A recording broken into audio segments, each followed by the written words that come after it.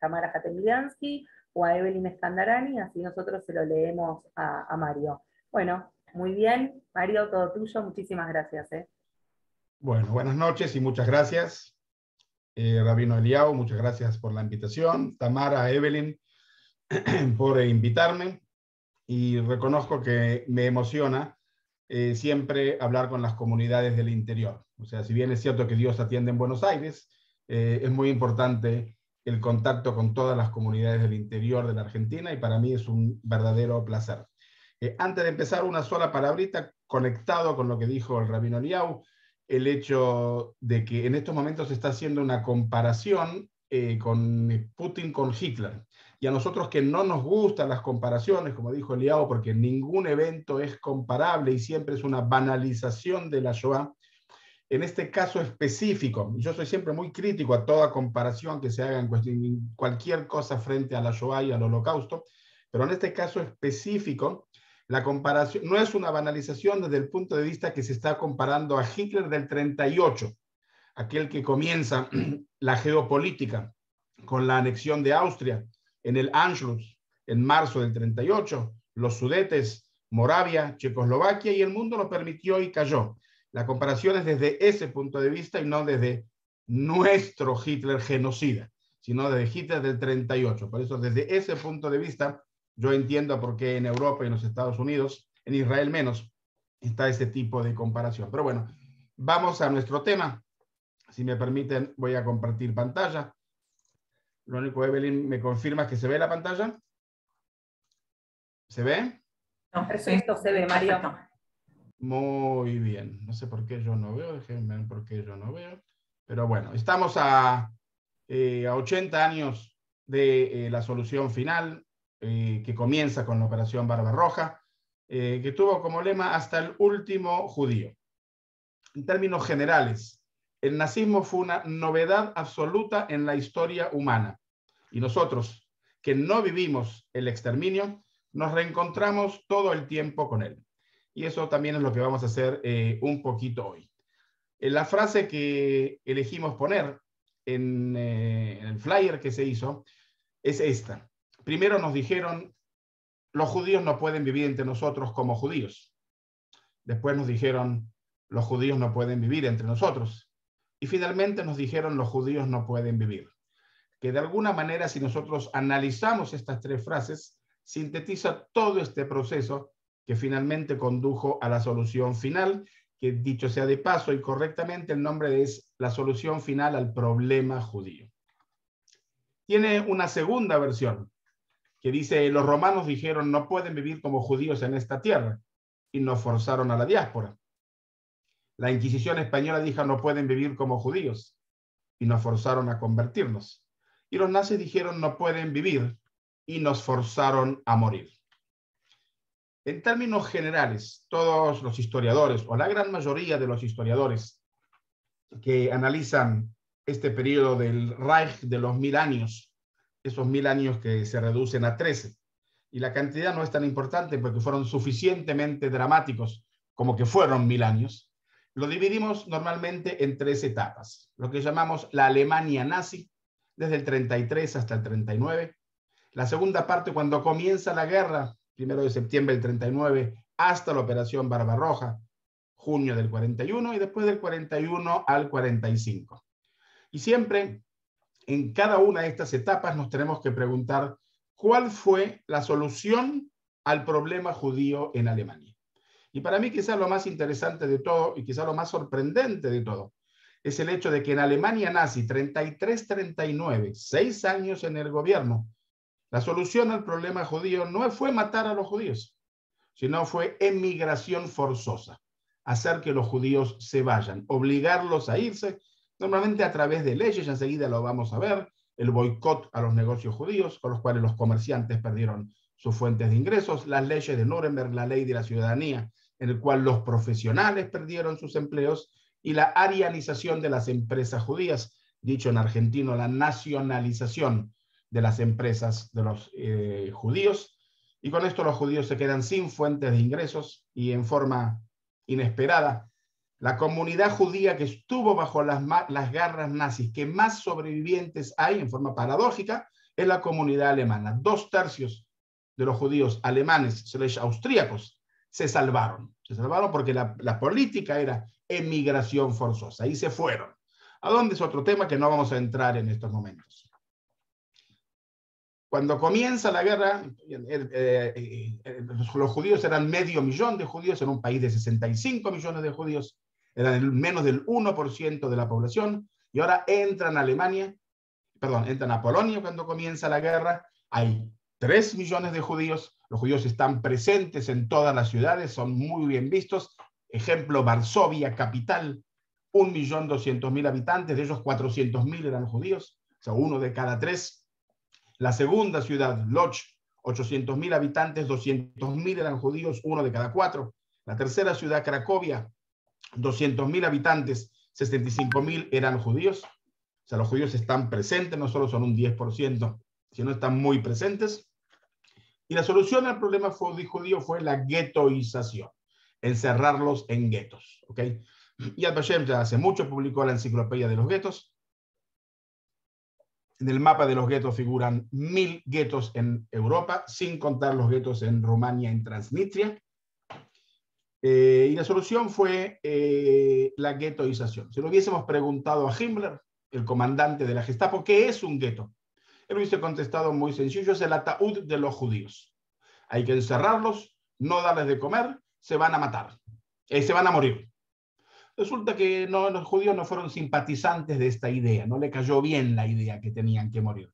Morían como moscas, pero no los números que Himmler quería. Más adelante vamos a ver que aproximadamente un 25% de los judíos mueren en los guetos de frío, de hambre y de enfermedades, especialmente del tifus. Pero todavía no es considerado asesinato sistemático. El asesinato sistemático comienza en la tercera fase, cuando Hitler rompe el acuerdo con Rusia, ese famoso acuerdo Ribbentrop-Molotov, invade los territorios de la Unión Soviética, y aquí comienza el exterminio en 2 fases. Esto para sintetizar todo el asunto. En la primera fase son los fusilamientos, los territorios de Lituania, Letonia, Estonia, Bielorrusia, Ucrania, camino a Rusia. Y aquí es donde comienza la solución final. Y la segunda fase, por supuesto, los campos de exterminio. Los 6 campos de exterminio en orden cronológico: Chelmno, Belzec-Sobibor, Treblinka, Majdanek y Auschwitz-Birkenau. Los 6 campos de exterminio que están todos en Polonia.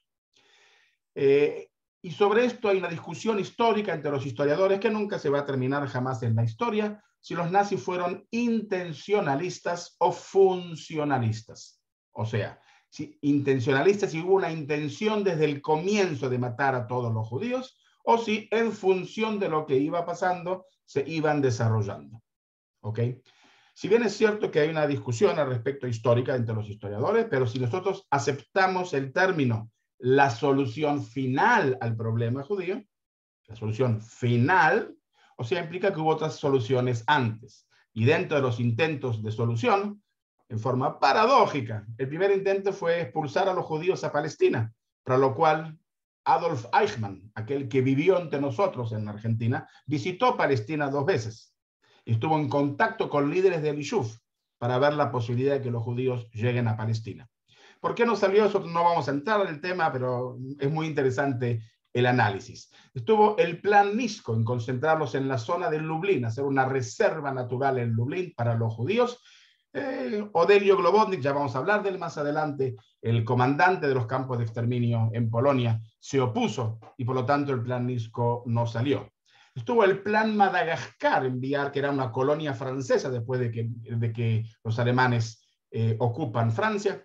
Pero los ingleses no permitieron el paso vía el canal de Suez, por lo tanto no fue factible, pero también estuvo el plan Madagascar y después de la invasión a la Unión Soviética el plan Siberia. O sea que hubo muchos intentos en el camino de buscar una solución al problema judío.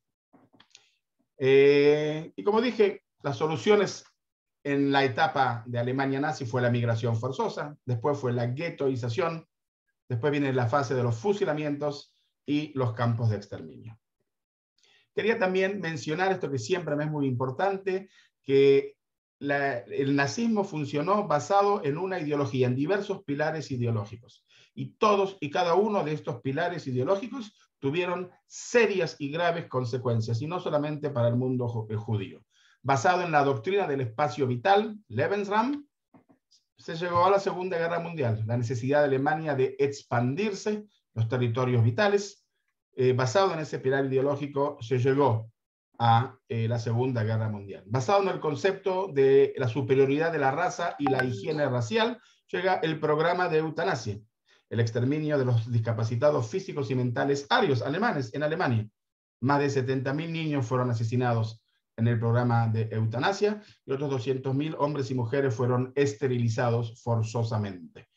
Hay quienes dicen, yo dentro de ellos, que el programa de eutanasia fue la base del Holocausto. Si no hubiese ocurrido, si Alemania se hubiese opuesto, si hubiese existido oposición a este fenómeno, puede ser de que no haya ocurrido el Holocausto. Dicho sea de paso, el sistema de asesinato fueron con cámaras de gas y el mismo equipo médico que asesina a sus propios niños inválidos y discapacitados físicos y mentales fue el mismo equipo que va a pasar más adelante a los campos de exterminio. Y el antisemitismo, por supuesto, condujo a la Shoah, lo que nosotros nos trae en este tema. Y otra cosa que me es muy importante, el próximo concepto que quiero que lo sepamos, es que Hitler era un legalista y todo se hizo por ley. ¿Ok? Legal, pero no legítimo. Y como no es ahora un foro de abogados y juristas, traería a mi amigo Franco Fiumara para explicarlo mejor que yo, la diferencia entre legal y legítimo. Legal es cuando una cosa se hace por ley, pero no porque se haga por ley es legítimo. ¿Okay? Cuando rompe la Constitución, y fue lo primero que hace Hitler al subir al gobierno, eliminar la Constitución del Weimar, que ya existía, ya tenían ya 20 años de democracia. Todo se hizo por ley, pero el hecho de que se haga por ley no lo convierte en legítimo. Y se va a crear este nuevo orden nazi, que tenemos que entender qué es el orden nazi. La ideología nazi, en una maquinación prolijamente elaborada, se propuso imponer un nuevo orden europeo y mundial. Ese nuevo orden significaba que la raza aria sometería y esclavizaría a todas las demás razas del mundo. Los alemanes consideraban a la suya una raza superior y razas despreciables a todas las demás, destinadas a ser dominadas y gobernadas por los arios. El objetivo final era la ocupación de toda Europa por los alemanes para transformarla en el gran imperio germánico. A eso se referían cuando ellos hablaban de un nuevo orden en Europa. Muy bien. Y ahora dos palabras así, voy a cortar un poquito para que nos veamos la cara. ¿Estamos bien? ¿Me oyen todos? ¿Estamos todos bien? Perfecto, seguimos un poquito adelante. Erróneamente por error, solemos decir de que la decisión de la solución final se tomó en la vila de Wannsee, en Berlín, el 20 de enero de 1942. Y digo erróneamente porque no lo es. En la vila de Wannsee, el 20 de enero de 1942, se reunieron para la planificación de cómo ejecutar la solución final. Fue un desayuno en una vila en las afueras de Berlín, que todavía está y vale la pena visitarla. Hay un museo muy interesante en el lugar, y se reúnen los representantes de todos los departamentos ministeriales para hablar de cómo implementar el tema que, dicho sea de paso, el más importante en esa reunión fue el representante del Ministerio de los Transportes, que tenía que dar prioridad a los trenes, a los campos de exterminio, frente a los trenes de abastecimiento al ejército alemán. Y también, dicho sea de paso, el tema de la solución final duró 45 minutos. Después se hizo un break porque tenían que desayunar estos tipos, ¿no? Había que desayunar. Eso tiene que quedar obvio y claro. Y después hubo una reunión de 1 hora y media en el cual se habló de los Mischling, que son los Mischling, los matrimonios mixtos. O sea, ¿qué hacer con matrimonios mixtos judíos casados con alemanas o al revés? Al revés. Y dentro de ese tema había un subtema: ¿qué hacemos con los judíos condecorados en la Primera Guerra Mundial? Y habían muchos de ellos. O sea que el tema de la solución final fue mínimo en la solución final, pero sin lugar a duda, la decisión se tomó antes. Y aquí fue el lugar donde se decide cómo implementar la solución final. Entonces, los historiadores, que yo no lo soy, yo soy educador, los historiadores siempre buscan la documentación, ¿ok? Y nuevamente voy a compartir pantalla para presentar la documentación. Y como tenemos que hablar de documentación, el 31 de julio, Göring, el número 2 en la jerarquía alemana, remite a Reinhard Heydrich, que estaba debajo en la Gestapo, una orden en la que insta a acelerar todos los pasos necesarios para acabar con el problema judío. Aquí tenemos dicho de paso el documento, un segundito, déjenme que lo podamos ver. Aquí está el documento original, firmado, ok, cito. Berlín, 31 de julio de 1941, esto es medio año antes de la conferencia de Wannsee. El mariscal del Gran Reich alemán, Göring, al plenipotenciario para el plan cuarental, presidente del Consejo de Ministros para la Defensa del Reich, al jefe de la Policía y Seguridad, Heydrich, Berlín. Complementando la tarea puesta a su cargo en el edicto fechado el 24 de enero de 1939, y que consiste en resolver la cuestión judía de la manera más conveniente posible, dadas las condiciones presentes por medio de emigración o de evacuación, le encargo que efectúe los preparativos necesarios relacionados con la organización y los aspectos prácticos y materiales con objeto de conseguir una solución final de la cuestión judía en las esferas de influencia alemana de Europa. En la medida en que esto atañe las competencias de otras instancias centrales, estas deberán ser involucradas. Le encargo además me someta con rapidez un plan global de las medidas prácticas, materiales y de organización para la ejecución de la deseada solución final de la cuestión judía, firmada por Göring, que aquí lo tenemos. Ahora llegamos, en cuestiones de cronología, a la conferencia de Wannsee que antes mencioné, y esta es la famosa acta. Quien llevó la acta fue nuestro amigo, aquel que vivió entre nosotros, que ya lo mencionamos, Adolf Eichmann, y llegan a una lista de 11 millones de judíos que tenemos que exterminar en 7 años. Después nos vamos a tomar un año sabático y después vamos a continuar, porque los judíos éramos los primeros en las listas, ¿ok? Después seguían los judíos junto con los gitanos, dicho de paso que es un destino común, que en algún momento en la historia tenemos que entenderlo, que el destino gitano y el destino de los judíos fue igual. Y después vendrían los eslavos. Ya los eslavos es otra historia, porque los eslavos son todos los pueblos, Bielorrusia, Ucrania y Rusia, y son 300 millones, ya no son 11 millones. Después venían ellos en la lista, ¿ok? Si hubiesen ganado la guerra. Y el tercero y último documento, pero es importantísimo, es la orden de Himmler, el 19 de julio de 1942, ¿ok? Por la presente, ordeno que se inicie el reasentamiento del total de la población judía del gobierno general, que debe haber culminado hasta el 31 de diciembre. De primera que vemos claramente el uso de los eufemismos, ¿sí? El reasentamiento. El reasentamiento es la deportación a los campos de exterminio, ¿ok? Del gobierno general en la Polonia ocupada. Y le da para este proceso medio año. Se le esperaba que en medio año deporten a la muerte a los campos de exterminio a todos los judíos. Estos son los únicos documentos que hay. No hay y no se va a encontrar una orden firmada por Hitler, porque Hitler no firmaba documentos, no lo necesitaba. Si os paso, el único documento firmado por Hitler justamente es la autorización a la operación eutanasia. Hitler no firmaba documentos, no lo necesitaba, todos entendían cuáles eran las aspiraciones que había que aspirar para cumplir con los deseos del Führer. Y él no necesitaba, él tampoco visitó jamás un campo de exterminio, no lo necesitó, no era parte de su vida diaria y cotidiana. Entonces seguimos adelante, y en la tercera fase, que es la que nos interesa, después de que recordemos que hubo 2 guerras paralelas. A veces en Israel no nos enteramos, todavía no sabemos que hubo 2 guerras. ¿Hubo solo una guerra contra los judíos? No, hubo una guerra mundial y una guerra contra los judíos. Es un contexto que tiene que estar entrelazado.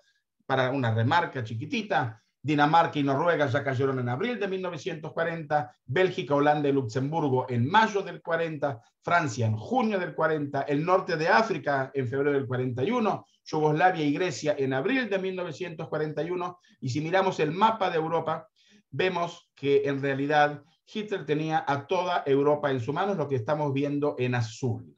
Quedaba Inglaterra por un lado, ¿sí? Quedaban los 3 países neutros, España con Portugal, Suiza y Suecia, y todo el resto de Europa ya era suyo. Entonces la pregunta es por qué el 21 de junio rompe el acuerdo Ribbentrop-Molotov y decide atacar a la Unión Soviética. Es una gran pregunta y hay muchas respuestas, y lo que yo voy a hacer es algo muy simplista porque es imposible resumirlo en un minuto, y yo lo voy a hacer en un minuto, y es que en realidad hubo un boicot. Miren cómo las cosas se relacionan a veces con Ucrania y con la actualidad. Hubo un boicot de petróleo de los Estados Unidos y de México a Alemania, y Alemania se queda en la mitad de la guerra sin petróleo para sus aviones, para sus submarinos y para sus tanques. Y las fuentes petroleras están en Ucrania, están en los Urales y en Rusia. Entonces necesita y rompe el acuerdo para conseguir petróleo que no tenía en ese momento. En la mitad de la guerra se queda sin petróleo. Es mucho más complejo de lo que yo acabo de decir. Yo lo estoy simplificando en estos momentos, ¿ok?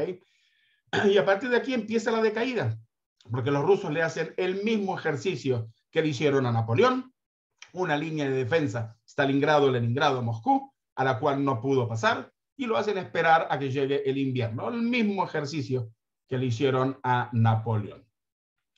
Seguimos adelante, y esta es la próxima observación que quiero hacer. Hasta la Operación Barbarroja, que ocurre el 21 de junio de 1941, la invasión de los territorios de la Unión Soviética, el 80% de las víctimas judías del Holocausto todavía estaban vivas. Si lo hacemos en números, que a mí nunca me gustan los números, de los 6 millones de judíos, habían muerto hasta la fecha 1 millón de judíos, la mayoría en los guetos, como dije, de hambre, de frío y de enfermedades. 5 millones de los 6 millones que serán víctimas todavía estaban vivas. Y ahora miren bien, en 1 año y medio los números invierten. O sea, por eso el Holocausto, la Shoah, denominada el asesinato sistemático de los judíos europeos, empieza con la invasión Barbarroja en 2 fases. La primera fase, los fusilamientos, y la segunda fase, los campos de exterminio. Y esto ocurre prácticamente en 18 meses. Los números se van a invertir. Fotos tenemos muchísimos. Y antes de esto quisiera decir, en forma sorprendente, y si alguien no me lo cree, le puedo pasar la documentación, oficialmente, declarativamente, el ejército alemán se opuso a matar a los judíos. Eran soldados, habían luchado en la Primera Guerra Mundial, había honor, luchamos por Alemania, luchamos por el Führer. Matar a los judíos no es que esté mal, pero no es la misión del ejército.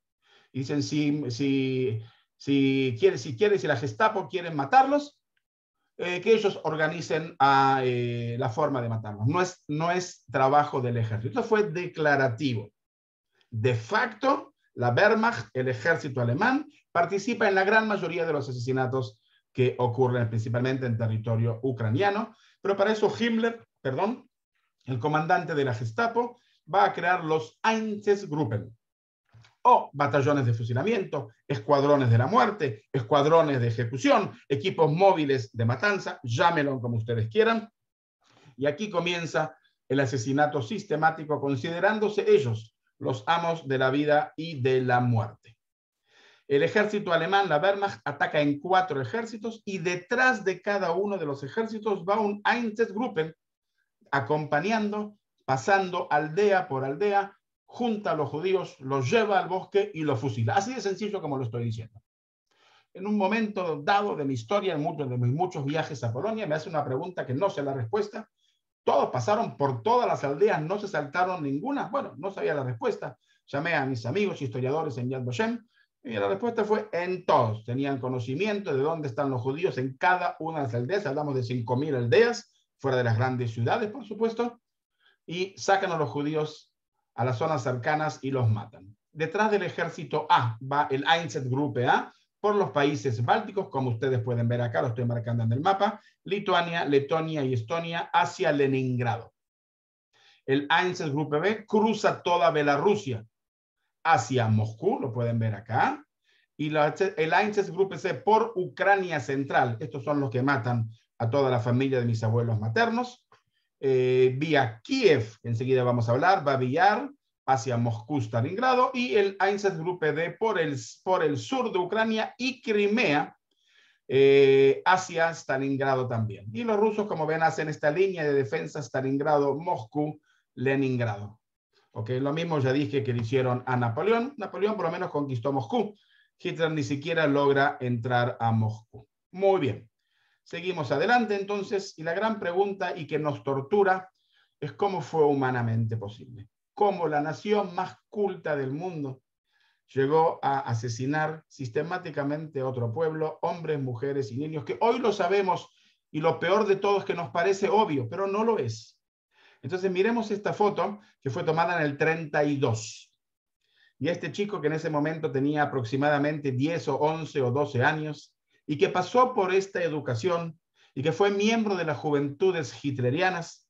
Y la gran pregunta es si puede ser que se haya convertido en 10 años después, cuando llegamos a 1942, 80 años. Y la respuesta es que todos lo entendemos que obviamente sí, que es muy lógico que este joven que así comenzó se haya después convertido en esto. Dicho sea de paso, en casi todas mis visitas a Latinoamérica y cuando tengo la oportunidad, pido hablar a las Fuerzas Armadas, sea policía, sea ejército, en muchas oportunidades tuve oportunidad. Y esta es una foto central para estudiar y analizar qué fue la barbarie nazi, ¿no? Porque entendemos acá claramente un soldado fusilando a una mujer con un niño en brazos, lo que significa, ¿no es cierto? Solemos decir que es un soldado, pero estamos viendo un asesino, en realidad. Estamos viendo un asesino. Fotos tenemos muchísimas y si queremos verdaderamente entender y comprender, lo mejor que se escribió, sin lugar a duda, y una traducción muy buena al español de Christopher Browning. Originalmente, Ordinary Men, no quedaba bien la traducción al español, hombres ordinarios, y se lo tradujo como aquellos hombres grises. Es mi consejo que lo lean. Y aquí lo vemos formando para empezar a trabajar. Había una escuela de capacitación en Raba que el año pasado, pude visitar. Había una escuela de capacitación para el exterminio. Aquí tenemos la orden de fusilamiento de Zhytomyr. Zhytomyr es Ucrania, está ahora en los medios porque han invadido Zhytomyr y gracias a Dios Israel ha logrado sacar a los chicos del orfanato de Zhytomyr. Ya están camino a Israel con el rabino, la rabina y todo el personal, pero esto no es el tema. Aquí vemos la orden de fusilamiento alemana, el orden alemán, cómo se fusila, qué distancia, cómo se hace el trabajo, etcétera, etcétera, etcétera. Fotos tenemos muchísimas, como ustedes van a ver enseguida. Nuevamente aquí tenemos el mapa de los Einsatzgruppen y aquí tenemos a los 4 comandantes. Fíjense que entre los 4 hay 5 títulos universitarios de doctorados. El Einsatzgruppe, el doctor Franz Walter Schelke, doctorado en Derecho. El Einsatzgruppe B, Arthur Neve, comandante de la Policía Criminal de Alemania. El que mató a toda mi familia materna, el doctor Otto Rasch, tiene un doble doctorado en Derecho y Economía Político, y el profesor Otto Ollendorf del Einsatzgruppe D, un doctorado en Derecho. O sea, eran intelectuales, eran gente intelectual, era gente que había estudiado, y de esto también tenemos mucho que reflexionar, que un título universitario no es garantía de convertirse en un ser humano.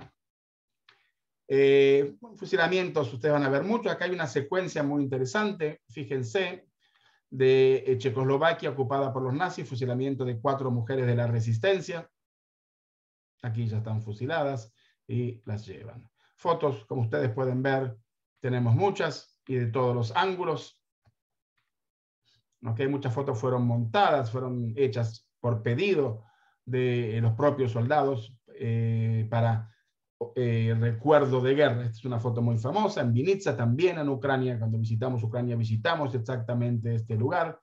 Este día, en esta foto, habían llegado 22 nuevos soldados a los Einsatzgruppen y el paramédico les está enseñando cómo se hace el trabajo. Fíjense que dentro de ellos también habían ucranianos, que son los que están de negro, y los que están de gris, aquellos hombres grises, el uniforme era gris, son alemanes y están aprendiendo a hacer el trabajo. Hilo Ostfeld, un hombre, un amigo, ya murió, desgraciadamente, de Chernovitz, también Ucrania, nos relata en su testimonio personal.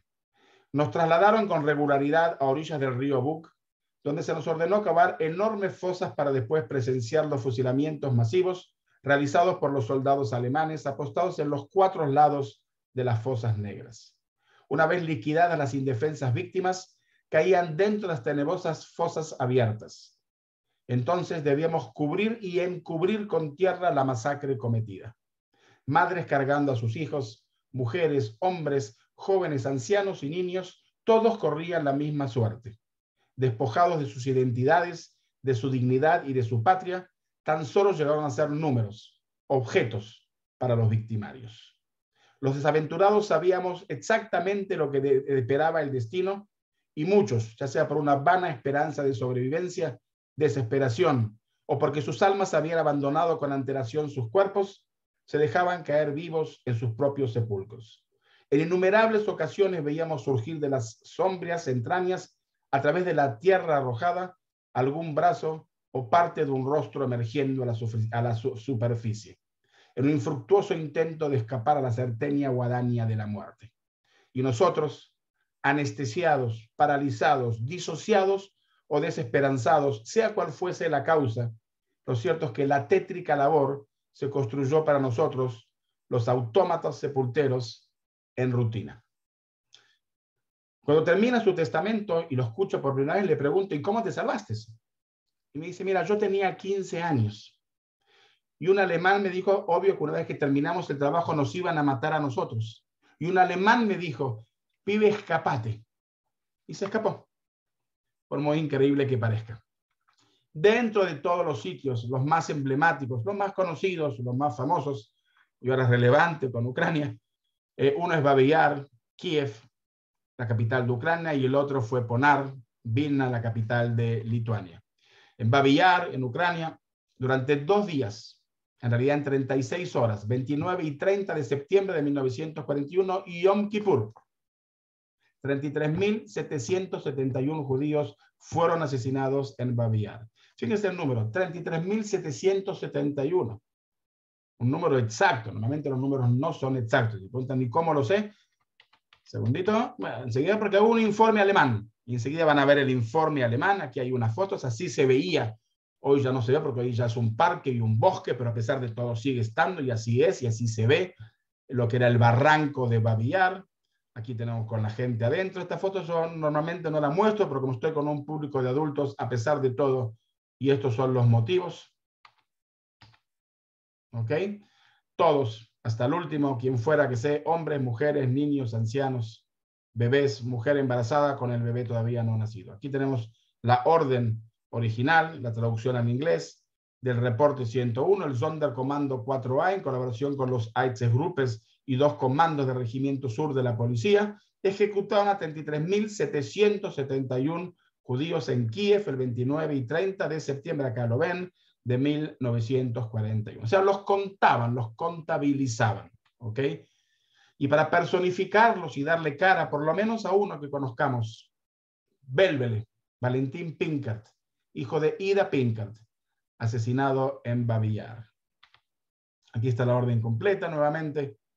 Y aquí tenemos también los locales ucranianos matando a gente que todavía podía haber quedado viva después de los fusilamientos. En Ponar, Lituania, en una de las 6 fosas se encuentra esta foto de la familia Aronovich, 3 generaciones, abuelos, padres, nietos, 3 generaciones, todos asesinados en la misma fosa.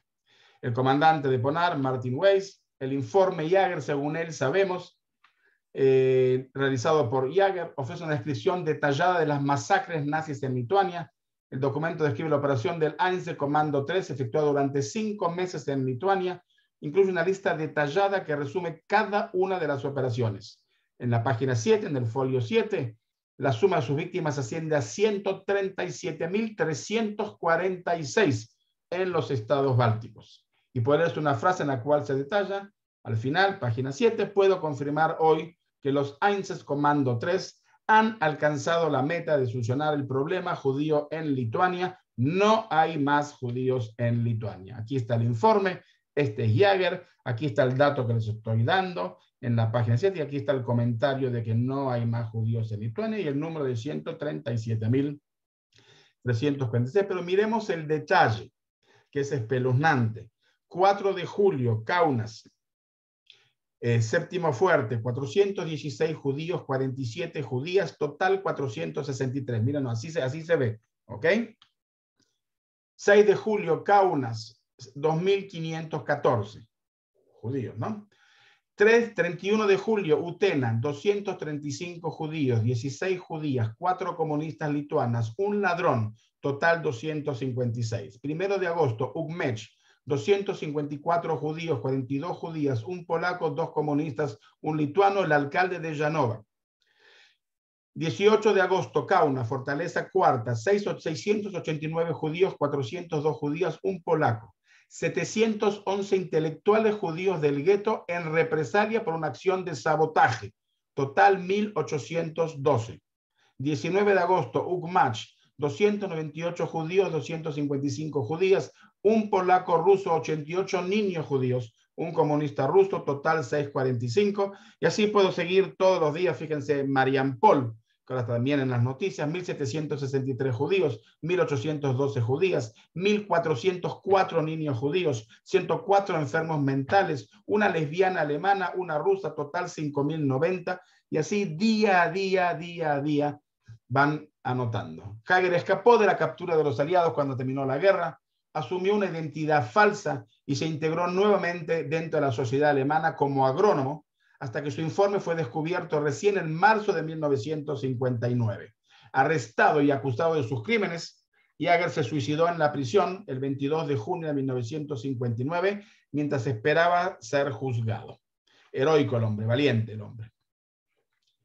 En los juicios de Nuremberg, de los Einsatzgruppen, el comandante de los Einsatzgruppen, Otto Ollendorf, en el juicio, en el tribunal americano, el fiscal le hace la siguiente pregunta.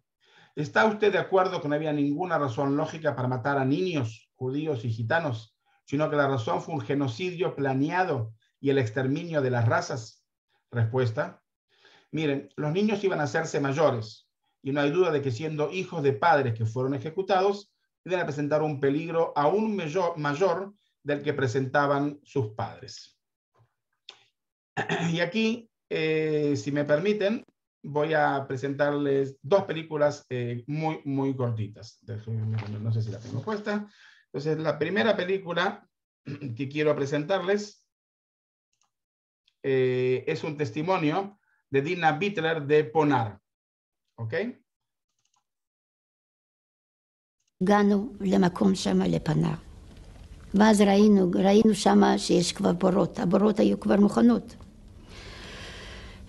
וברור שידענו שזה לא, שאנחנו לא נשארים פה, שאנחנו לא עובדים. הם עקפו אותנו מסביב, זאת אומרת, עם הכלבים.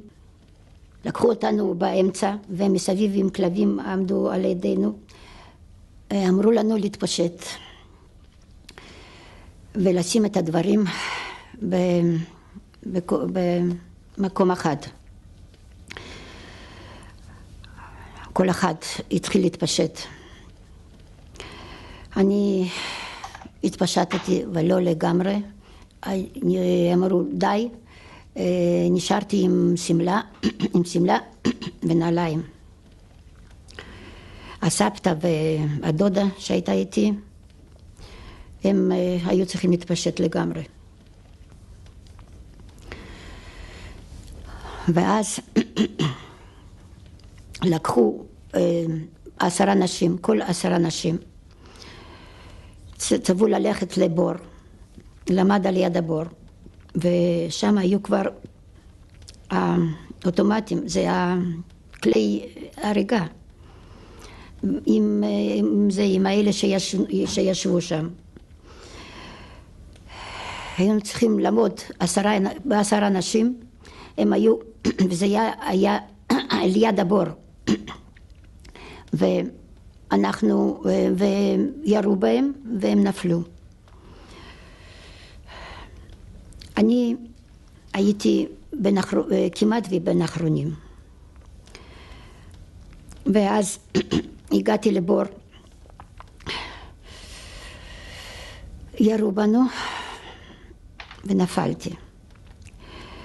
נפלתי, היו כבר הבור היה מלא. אני נפלתי בקצה, שהיו כבר הרבה אנשים, ואני הייתי ממש למעלה, בקצה. ואז הסתכלתי וראיתי הכל מה זאת אומרת, ישבתי, זאת אומרת, התהפכתי איך שלו, והתיישבתי על המתים. הרבה אנשים הם פגעו, ויש אנשים שלא פגעו, ובגלל זה כל הזמן בבור היו בכי, וכל אחד, היו ממש איום ונורא, אי אפשר לסבול היה בכי, וביקשו, אז זאת אומרת שרחמים, ובאו אחר כך את הנאצים, ועוד פעם הם שמעו שיש אנשים עוד חיים, אז הם באו וירו בהם. 7. בת 7 הייתי. Ok, ahora si me permiten medio segundito, quiero mostrar otra película.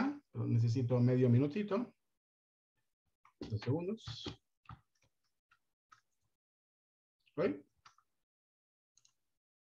2 segunditos. Déjenme medio segundito. Ok.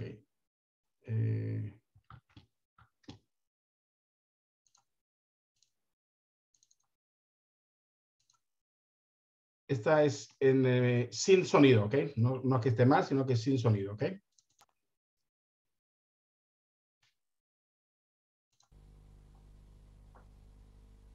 Fíjense que acá vamos a ver 2 veces los fusilamientos. Esta es la única película original de los fusilamientos en las fosas. Ahí está la fosa, bajan del camión,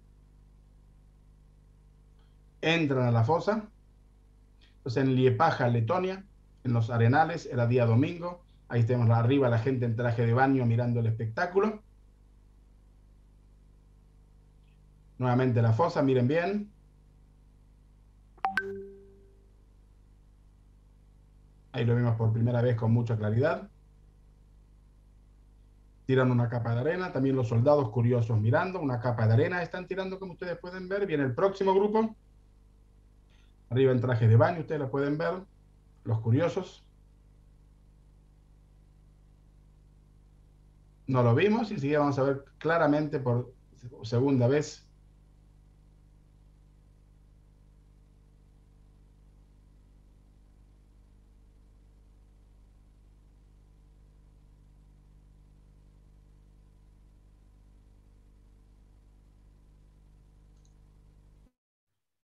Muy bien.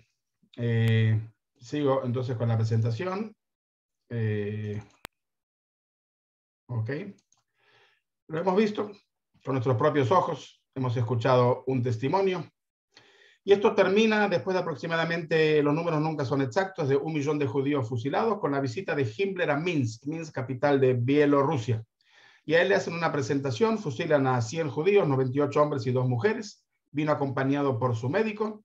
Y el médico informa que después de ver los fusilamientos se sintió mal, vomitó, pobrecito Himmler, estaba con una úlcera, y a la noche tuvo una conversación con los soldados que fusilaron y los comandantes, y todos se quejaban.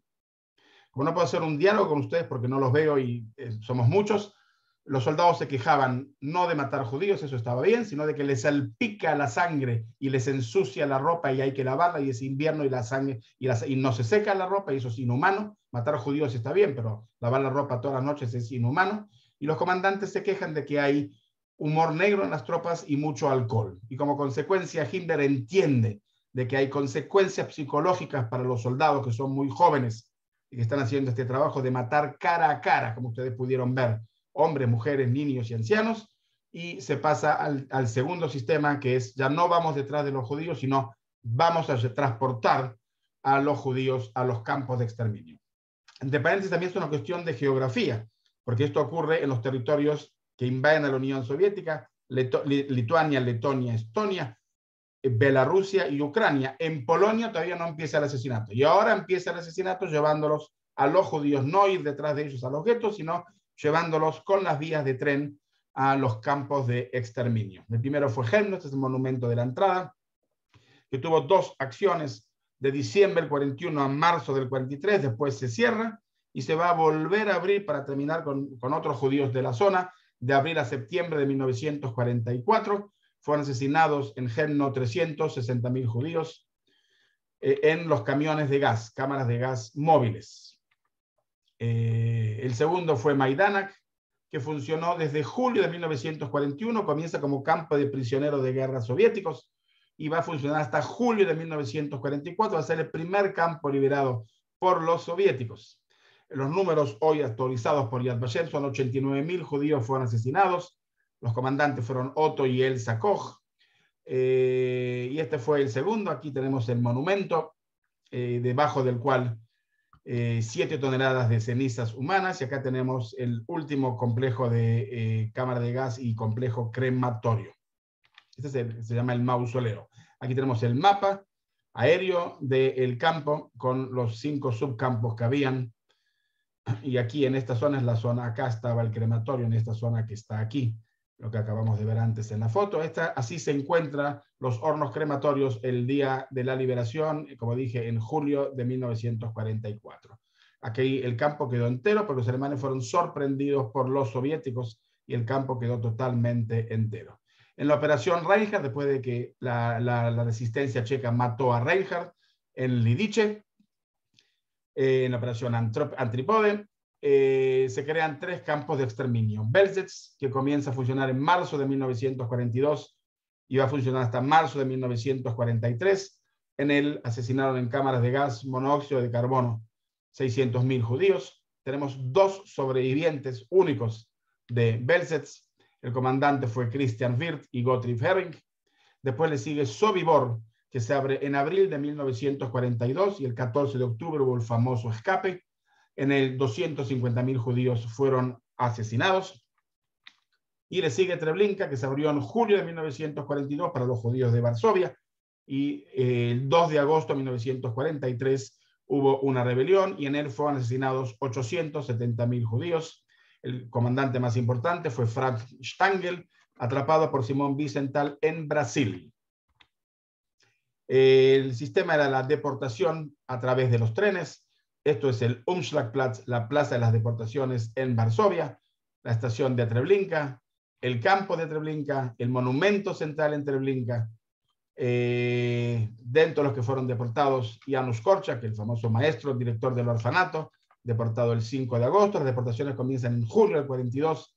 Janusz Korczak es deportado el 5 de agosto. Una foto típica de la familia Pittel de Perchov, Polonia, despidiéndose de Yerachmiel, que está acá, el primero a la derecha, que hace alía a Israel. Esto fue antes de la guerra y es el único sobreviviente de toda la familia, la gran mayoría, como ustedes pueden ver, asesinados en Treblinka. Creo que esta foto demuestra la tragedia humana. 4 generaciones en esta foto, todos asesinados. El único sobreviviente es Yerachmiel, que hizo alía a Israel. Yerachmiel, Yehiel Reichman, un sobreviviente que vivió en Uruguay, dicho sea de paso, cuando volvió por primera vez escribe: pido perdón por todo lo que fui obligado a hacer en Treblinka, a los judíos que tuve que cortarles los cabellos sin poder revelarles que en pocos minutos morirían. Quiero pedirle perdón a los miles de judíos que fueron asesinados y fui obligado a arrancarles sus dientes de oro. Quiero pedirle perdón a mi hermana Rivkale, que pidió pan cuando llegó y yo no se lo di. Le dije que hay que cuidarlo para días peores. Llegamos juntos a Treblinka, pero ella fue llevada inmediatamente a las cámaras de gas y ahí murió hambrienta. Te pido perdón, Rivkale. Sobibor, el campo de Sobibor, los lugares de las deportaciones a Sobibor. Una de las pocas fotos, documentos, así se ve el antiguo monumento. Ahora hubo toda una investigación en Sobibor y se ha creado un nuevo museo que todavía no lo conozco, todavía no lo vi. Belzec, así se ve el monumento actual, el nuevo, renovado de Belzec. Y llegamos a Auschwitz-Birkenau, que fue el centro de exterminio para todos los judíos de Europa. El famoso Auschwitz-Birkenau, que funcionó desde junio de 1940 hasta noviembre de 1940, y Birkenau desde marzo del 41 hasta el 27 de enero del 45, el día de la liberación. En él fueron asesinados 1.100.000 personas, de los cuales 1.000.000 eran judíos. El comandante fue Frank Rudolf Höss, y con él Richard Baer. En Birkenau, José Kramer. la jefa del campo de mujeres, María Mandel. El médico general no fue Mengele, como todos pensamos, sino Karl Klauberg. Y en él también hubo una rebelión del Sonderkommando que destruye el crematorio número 4 el 7 de octubre de 1944. Auschwitz es el símbolo de la Shoah. Por todo este tipo de temas, la sofisticación del sistema del asesinato, el ciclón B, la industrialización de la muerte, el tamaño de los campos y los subcampos, el tiempo que funcionó, que fue el sitio para la solución de todos los judíos de Europa, fue el único campo en el cual se tatuaba el número en el brazo, o sea, una persona tatuada estuvo en Auschwitz-Birkenau, a pesar de que no todos fueron tatuados, el juego entre la vida y la muerte, el número de víctimas que acabo de mencionar, el aprovechamiento de los cadáveres, los dientes de oro, el pelo, etc., la diferenciación entre los prisioneros judíos y no judíos, el bien absoluto frente al mal absoluto, experimentos médicos, y también porque Auschwitz nos dejó 60.000 sobrevivientes que no llegaron a matar. De él sobresale el álbum de Auschwitz, entregada por Lily Jacob, de Wilke, y en él ella ve por última vez a sus hermanos que fueron asesinados ni bien llegaron, Israel y Zelik, los hermanos de Lily, a sus abuelos, estos dos que están aquí en la foto. Hemos logrado con los sobrevivientes de Wilke identificar, esa es una familia entera, Jolan Borsten con sus hijos, Erwin, Judith, Dorin, la mamá, la que cuidaba a Naomi, que no era judía, era gitana, a Henka Felchuk, a Rita Glungas, a Kinder Boigel y a su hermana Sara Vogel. O sea, queremos también darles nombres a todas estas personas asesinadas en Auschwitz-Birkenau. Lo mismo acá, podemos identificar a gran parte de las personas. No tengo el tiempo para hablar de esta foto, pero fíjense estos tres hermanos que están aquí, notan que están solos, sin sus padres, y entendemos cuál era el destino. 2 horas después de esto, el destino fue la muerte en las cámaras de gas. Aquí vemos que ese día fueron tomadas las fotos desde, por los fotógrafos oficiales de Auschwitz-Birkenau, desde se suben al tren, y lo que vemos acá claramente son el crematorio número 2 y el crematorio número 3, que las víctimas todavía no lo saben. Fíjense que las víctimas húngaras no llegan con maletas, sino con bultos, si ustedes lo notan con claridad. Aquí es la entrada famosa de Auschwitz-Birkenau, y ya están preparados para separarse hombres y mujeres. Fíjense a los judíos Sonderkommando, los judíos que trabajan en el comando especial, ¿sí?, que ayudan en toda la llegada. Aquí ya fue después del discurso de bienvenida y la separación de filas de mujeres y filas de hombres. Y aquí está parado el doctor que va a hacer la selección. En este caso, a pesar de ser muy parecido, no es Mengele. Y enseguida va a comenzar la selección, que aquí la vemos con el dedo izquierda, derecha, quién a la izquierda y quién a la derecha, y quienes a la derecha de él aquí ya van formando caminos al crematorio número 2. Aquí vemos ya la fila, toda esta fila está caminando hacia el crematorio 2, mientras continúan los últimos, y al final quedan todos los bultos de los judíos, el expolio de todos sus bienes en la selección. Acá tenemos al comandante. Fíjense a los judíos que ayudan en esta labor, obligados, por supuesto, ayudando en toda esta labor, y aquellos que no podían caminar eran llevados en camiones a las cámaras de gas, y este grupo que ya lo mencioné, caminando a las cámaras de gas. Fíjense que habían llegado 2 trenes ese día, y no solo un tren, o sea, 12.000 personas llegaron ese día. Acá tenemos el crematorio número 3. Y ya sabemos identificar que todos estos niños fueron directamente a la muerte, no necesitaban niños. Aquí vemos a otra nana, que también no era judía. Llega a la estación y pregunta, ¿y yo qué hago? Y dice, bueno, ven con nosotros. Y así llegaron. Sabemos el destino de ellos, claramente entendemos el destino. Aquí este es un sobreviviente de Salónica, que nos cuenta la historia de el expolio de todos los bienes de los judíos. Fíjense el tamaño y la altura de los zapatos que se recolectan, que llegan ese día. Aquí está la cuarta, esta que está parada acá, esta es Lily Jacob. Los experimentos médicos de Mengele, y acá tenemos al doctor Klauber. Klauber era un ginecólogo. Experimentos médicos con agua de mar, experimento en gemelos, experimento en niños, experimento en los gitanos. Esta es la famosa familia de los gitanos sobrevivientes, dicho de paso, llegaron a Israel. La historia de la doctora Gisela Perl, que tuvo que hacer con sus manos abortar a las mujeres embarazadas. El complejo de las cámaras de gas, como fue descubierto antes de ser destruido. La última foto antes de ser destruido por los nazis ya en noviembre del 44. Las marchas de la muerte, las famosas marchas de la muerte. En Birkenau habían, como dije, todavía 60.000 judíos vivos. 40.000 caminan en las marchas de la muerte y los otros 20.000 los dejan que no podían caminar. Fíjense esta foto importante tomada por los americanos el 13 de septiembre de 1944. Aquí fíjense el detalle acá en la foto, ¿sí? Fíjense que los americanos sabían de la existencia de las cámaras de gas, la zona de las cosas, los transportes, y estas bombas no están dirigidas a Auschwitz-Birkenau, sino a la fábrica IG Farben. Las bombas no caen así, las bombas tienen una masura, una ruta, y las bombas no fueron nunca disparadas los americanos a Auschwitz-Birkenau, acá las tenemos otra vez, sino a la fábrica, a la IG Farben, que está desarrollando caucho sintético, combustible sintético en la IG Farben.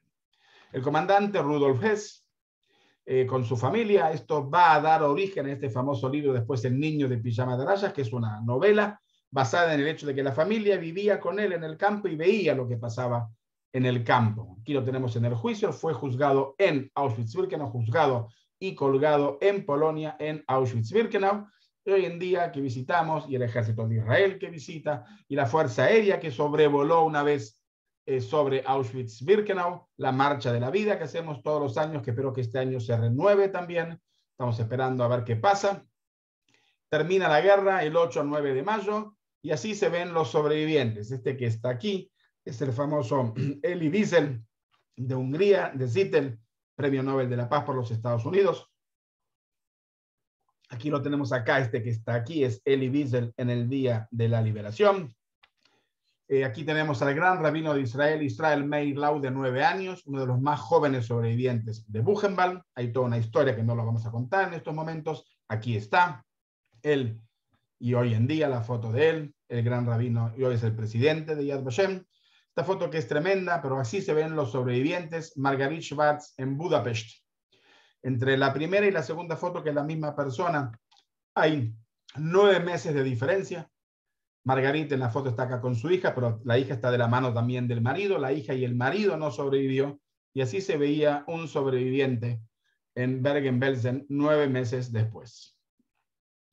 El general Eisenhower, cuando entra a los campos de concentración, dice que se tenga el máximo de documentación, hagan filmes, graben testimonios, porque ha de llegar un día en que algún idiota se va a plantar y decir que esto nunca sucedió.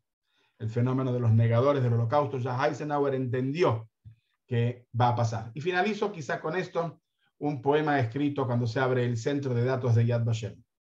El nombre Esther figura 116.486 veces en el centro de datos computarizados de las víctimas del holocausto en Yad Vashem. El nombre Sara 90.927 veces. 71.374 de las víctimas del holocausto en el centro de datos se llamaban Abraham. 48.930 se llamaban David. El nombre Itzhak figura 1.570 formas distintas de escribir. 215.458 de las mujeres que murieron en la Shoah y que figuran en el centro de datos eran amas de casa. En los datos figuran 290.492 maestros y profesores, hombres y mujeres. 43.403 médicos. 2.552 industriales. 43 grandes rabinos admorim. 11 boxeadores, 1.415 músicos, 84 periodistas y editores, 40 cantantes de ópera, 9 humoristas, 3 dramaturgos, 2 afinadores de piano. Y la reflexión final, nuevamente viendo estas fotos de las juventudes hitlerianas y esto que ya lo hemos hablado, ¿cómo fue humanamente posible? Y a 80 años del comienzo de la solución final, en 1942, quiero terminar con este mensaje que a mí me lo dio Mariela Zull-Lindner en la Marcha de la Vida de la Delegación de Adultos de Hebraica en el 2018, para dar un poquito de esperanza. Dispersaron nuestras cenizas en los campos y no sabían que éramos semillas. Gracias, con esto termino la presentación. A 80 años después nos encontramos nosotros ahora en estas circunstancias nuevas en Europa. Si hay preguntas, con mucho gusto contestamos. Tamara, Evelyn. Bueno, Mario, con un nudo en la garganta, te voy a hacer algunas preguntas, hay muchas, vamos con 3 al menos, dale, Okay. Y ya después hacemos este sorteo para que la gente tenga la posibilidad de leer todo lo que vos escribís en tus libros. De los 15 jerarcas nazis, ¿había alguno que tenía más peso que otro para decidir? Sí, por supuesto, las jerarquías estaban clarísimas, ¿ok? El número 1 en la jerarquía era Hitler y todo apuntaba a las aspiraciones del Führer. El número 2 era Goebbels, ¿ok? El número 3 en la jerarquía era Himmler, el número 3 era Himmler, el número 4 era Heydrich, el quinto es Eichmann, y era el único que estaba vivo, y ese fue el motivo por el cual se fue por Eichmann, y se lo secuestró a Eichmann en Argentina y se lo trajo a juicio a Israel. Todos los otros ya se habían suicidado. ¿Ok? Y la jerarquía era muy clara, la jerarquía del poder en Alemania. ¿Ok? Hablabas en algún momento de la conferencia que estos jerarcas no sabían qué hacer con los matrimonios mixtos, con los soldados No, Michelin. condecorados. Sí. Finalmente, ¿qué decisión tomaron con todas estas personas? Finalmente, muy tarde, aquellos que no se fueron, porque dije que la política en Alemania y Austria fue la emigración forzosa, aquellos que se quedaron fueron deportados. La deportación de los judíos alemanes fue a los países bálticos, Lituania, Letonia, Estonia, y a Minsk. En Minsk se creó un gueto alemán para judíos alemanes, pero finalmente fueron también asignados, sufrieron el mismo destino. Hay un caso específico famoso y conocido, que están deportando a un ex oficial de la Primera Guerra Mundial condecorado con la Cruz de Hierro alemana, y lo identifica en la estación uno que fue soldado suyo. Le dice: comandante, ¿usted qué hace aquí? Y dice: bueno, aquí estoy. Dice: venga que yo le voy a hacer un favor. Lo lleva detrás del tren y le pega un tiro en la cabeza. Dice: yo no voy a permitir que usted lo deporten. Y le hace un favor y le pega un tiro en la cabeza. Era su comandante en la Primera Guerra Mundial, que le había salvado la vida. O sea, el destino fue el mismo destino de aquellos que se quedaron. Recuerdo que 2/3 de los judíos alemanes a tiempo se fueron. No lo mencioné antes, pero una parte llegó a Sudamérica, todo el continente latinoamericano, desde Argentina y hasta México. Y si bien es cierto que Argentina abrió sus puertas a los nazis, también abrió la puerta a judíos, y esto también hay que reconocerlo. Mario, ¿podrías comentar sobre la composición social, así se dice, de en realidad son los escuadrones de fusilamiento, la Einsatzgruppen? Bueno, el escuadrón que se estudió muchísimo, está en el libro de Browning, es el batallón 101. Eran reservistas, porque los hombres en edad de ejército estaban en el frente. Entonces, Himmler, cuando tiene que formar los Einsatzgruppen, busca reservistas. En este caso eran de Hamburgo. El promedio de edad era 36 años. La mitad de ellos eran casados y con hijos. Y eran reservistas de la policía en Hamburgo. Recordemos que todos los hombres entre 18 y 30 años estaban en el frente. ¿Ok? Entonces, sobre el 101 hay todo un estudio sociológico que es muy interesante, que vale la pena leer, como dije, en el libro de Christopher Browning. ¿Es real que Hitler se suicidó o solo es una teoría?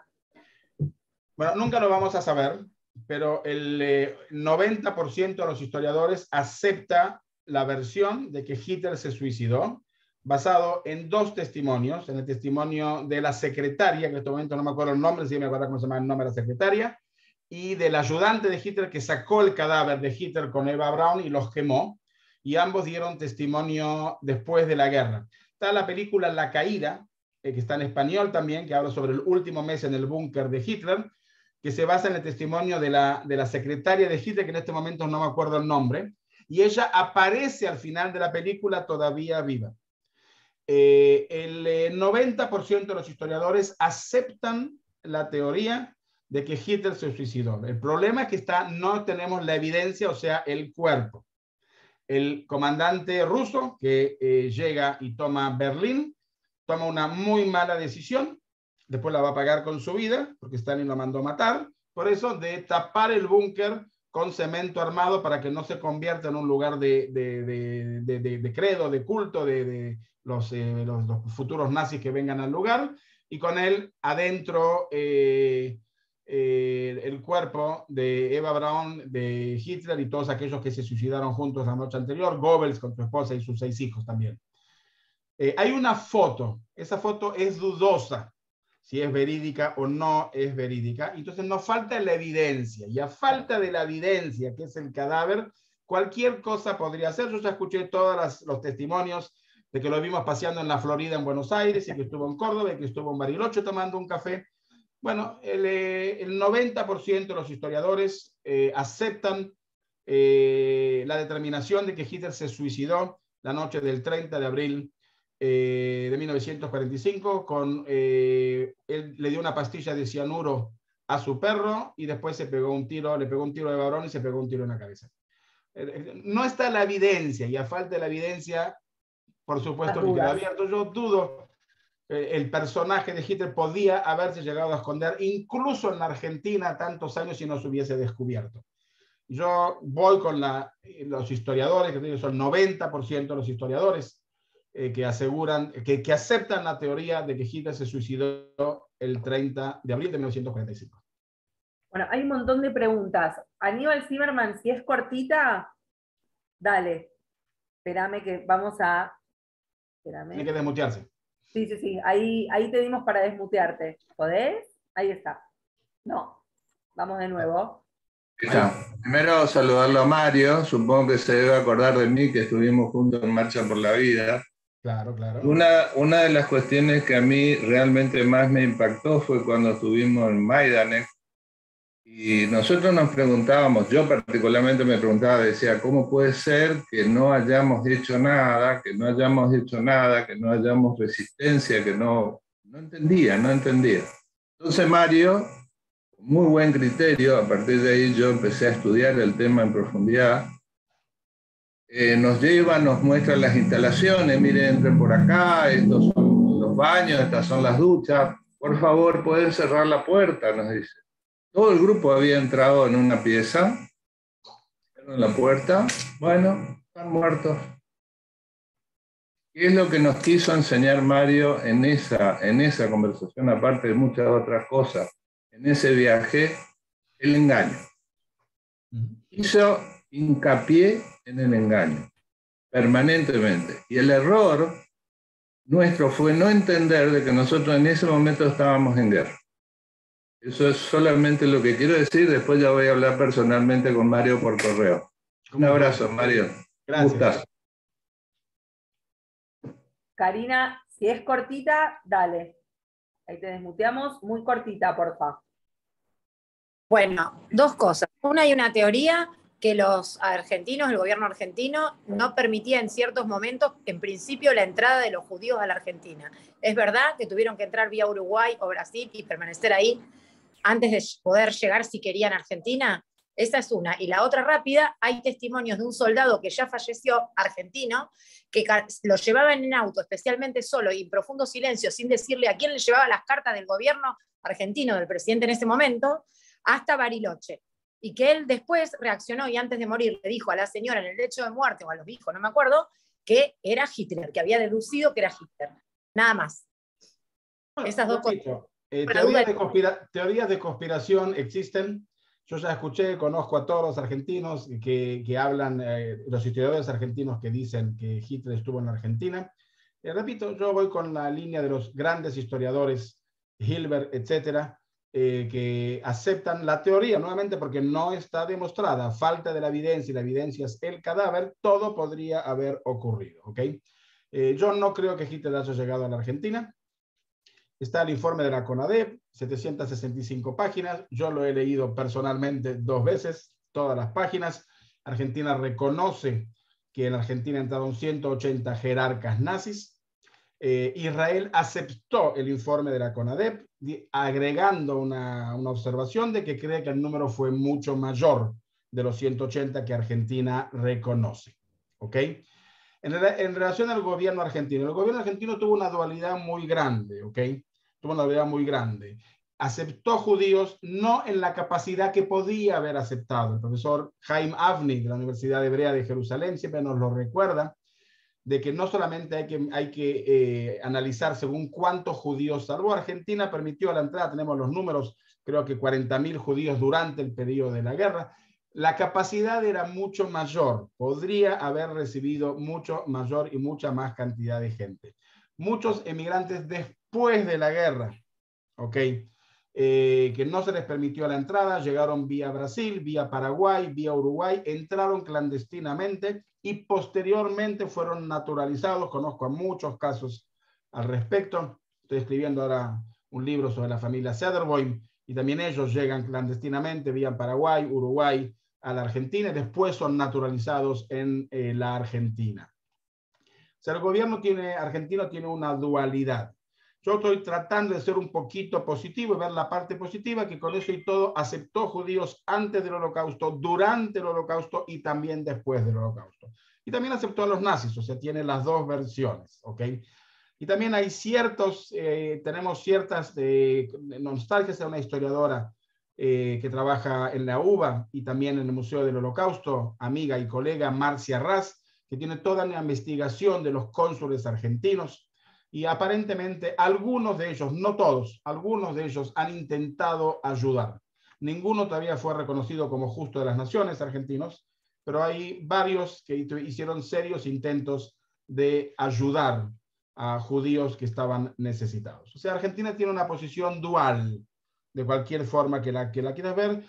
Marcia Ras, mi amiga, mi colega, es muy benévola en su visión a la Argentina. Yo soy más crítico. Y está la famosa Circular 11, que creo que todos conocemos, en el cual habla de los indeseables.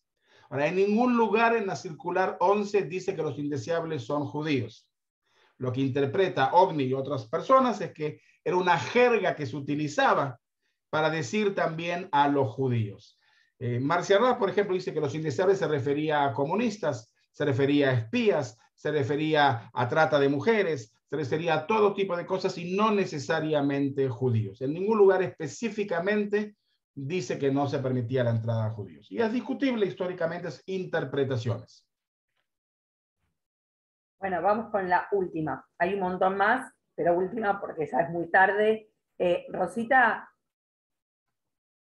ahí para desmutearte, cortita, por fin. Sí, buenas noches. Solamente, muchas gracias, Mario, por tu charla.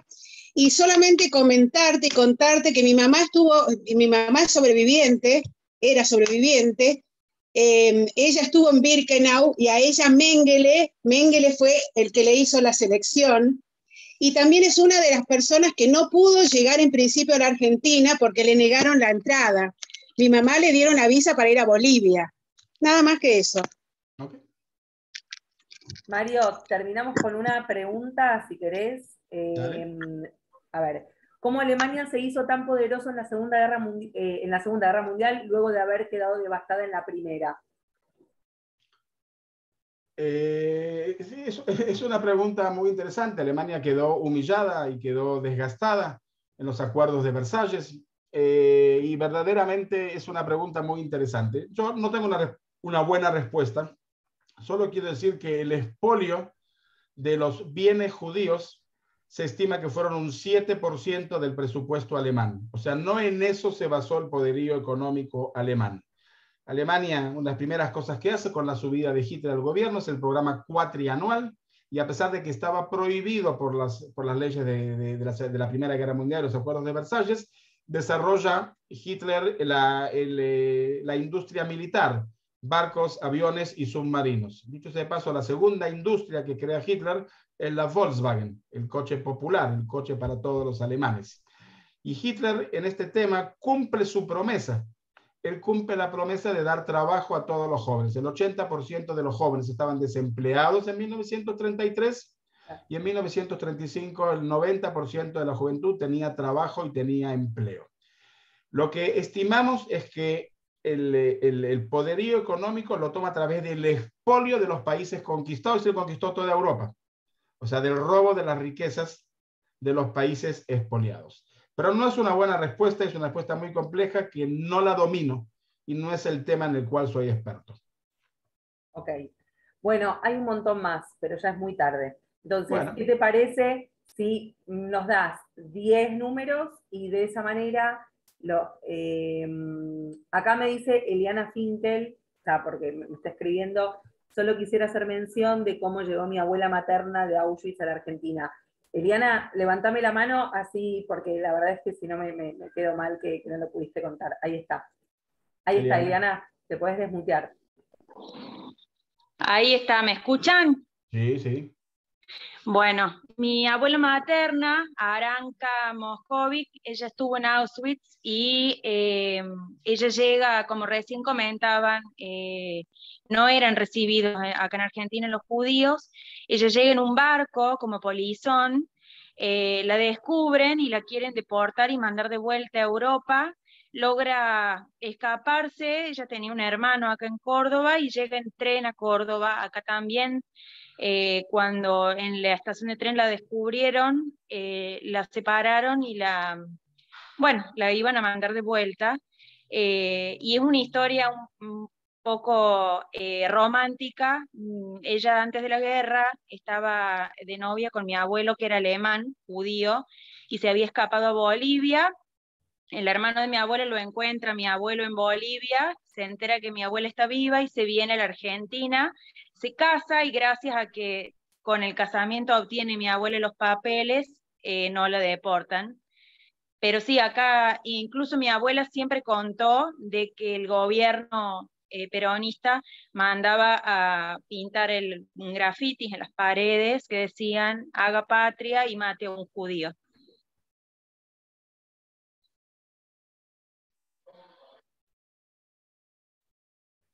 Mario, yo te quiero hacer una pregunta que me quedó después de lo que hablaba Eliana. Vos decías que, bueno, que nobleza obliga, más allá de saber que el gobierno peronista dejó entrar a los nazis, también dejó entrar judíos. Pero estas restricciones que hablabas recién de que ponían para la entrada de los judíos, ¿pasaba con los nazis? No, no. Los nazis fueron bien recibidos en la Argentina. Con ellos aparentemente sí, sobre esto tenemos constancia histórica. Está también en el informe de la CONADEP, y entraron toneladas de oro a la Argentina. Los nazis fueron bien recibidos por el gobierno peronista, incluso Perón mismo tuvo varios asesores pro-nazis. Acá llega el comandante de Jasenovac, un campo de exterminio en Croacia. Llegaron franceses colaboradores, llegaron belgas, ustashas de Croacia, nazis, y fueron bien recibidos en Argentina. Que yo sepa, no hubo restricciones, por el contrario, Argentina abrió las puertas al nazismo. Esto no tiene nada que ver, digo, pero ¿por qué Golda Meir entonces tiene una reunión o se encuentra, no sé si fue con Perón y Evita, pero seguro fue con Evita, eso es lo que cuenta la historia, sabiendo esto, o no se sabía en ese momento? No, la verdad que no sé si, pero Argentina en forma tradicional mantuvo relaciones con Argentina, ¿ok? Y las siguió teniendo.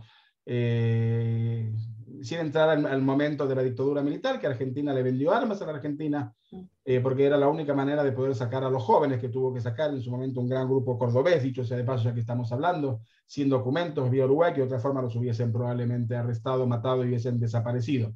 Entonces siempre hay intereses en la mitad, y Israel mantuvo relaciones.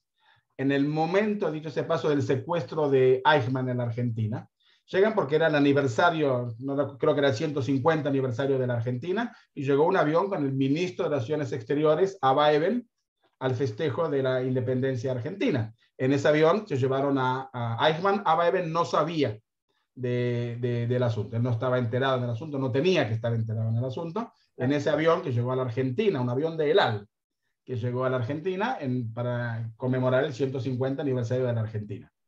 Okay, de manera que hasta el día de hoy tenemos relaciones con la Argentina. O sea. Mario, ¿nos vas a dar 10 números